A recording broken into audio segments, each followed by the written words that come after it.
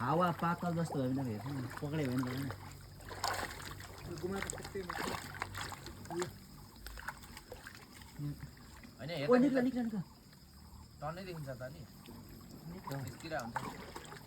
माछै छैन त नि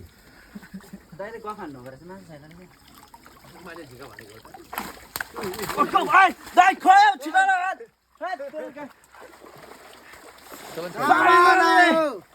फाइनली हामीले सबभन्दा ठुलो यहाँको माछा मारिसकेछौँ सायद यो 10 किलोको हुनसक्छ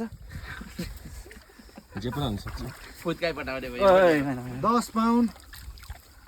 फुत्काइसक्यो के हो ओहो जिन्दगीमा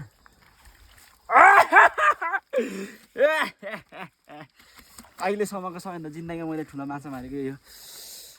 टन्नै रहेछ त ठुलो रहेछ है यो त लगभग 1 केजीको छ यो चाहिँ फेरि मैले मारेको है देखिसक्नु होला यतिमा यो सानो तालमा यत्रो माछा हुनु भनेको ओपिनै हो